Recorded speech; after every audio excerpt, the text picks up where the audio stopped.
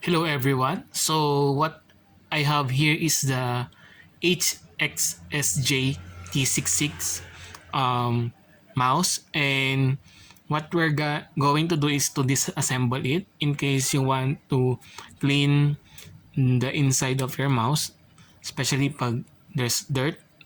Um, we need to disassemble it.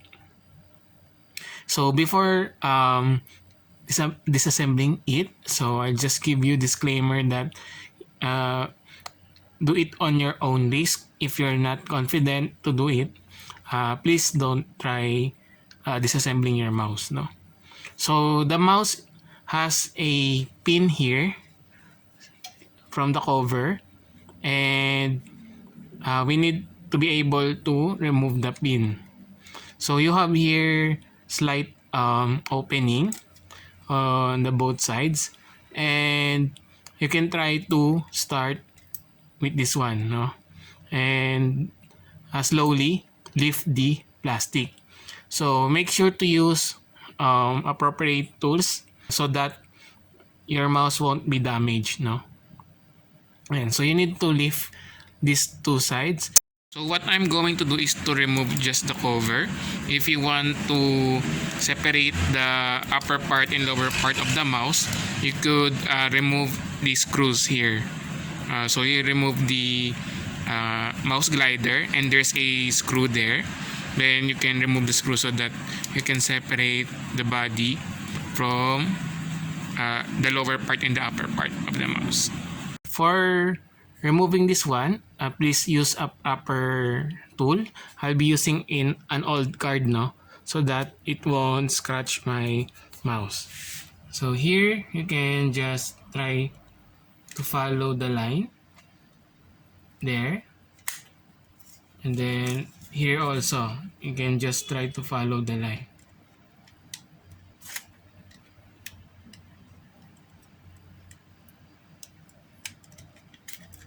And so if you try, make sure to be careful here, since there's a pin, small pin there.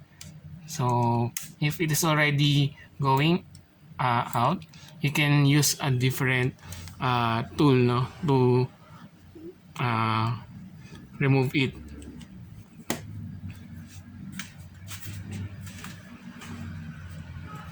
So I'll use this one to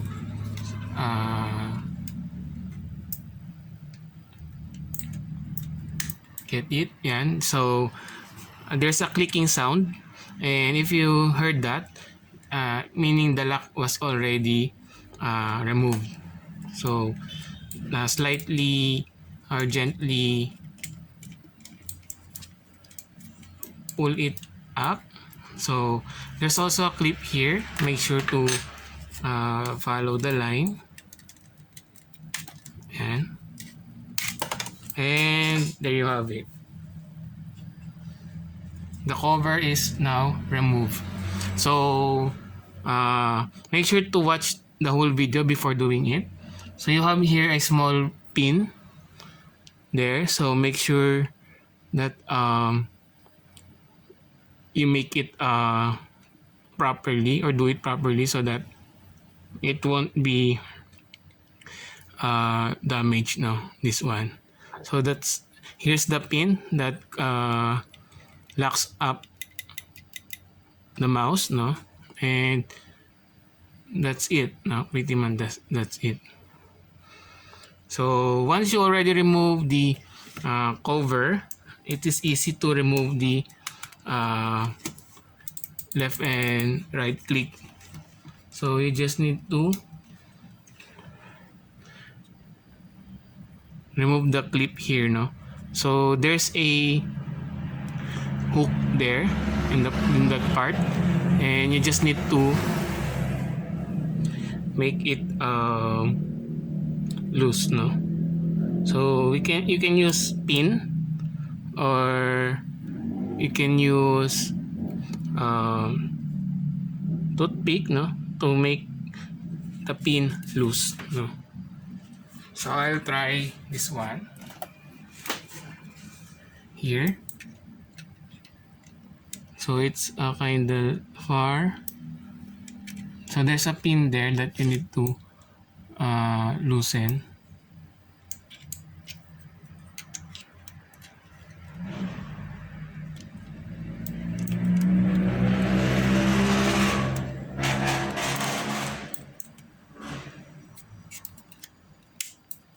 And so I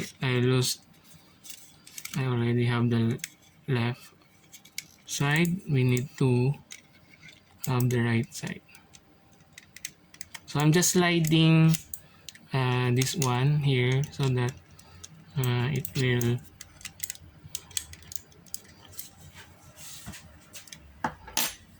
somehow loose the pin.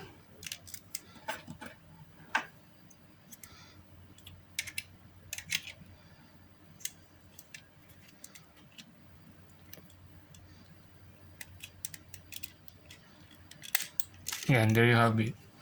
So this is what I'm saying, this part. So these two are clipped now on your mouse, so make sure to loosen it. And if you loosen it, you can easily remove the click cover now. Click cover. Then there you have it now. This is how the mouse looks. So this is how your mouse would look like if the cover was removed. And you can now start cleaning it by using a cotton with alcohol or tissue to remove the dust inside. And so pretty much it for this one. I hope this video helped you if you're going to disassemble your HXSJ T66. So thank you for watching, guys. Please do subscribe and like this video. And if you have any comments or questions, you can put it in the comment section.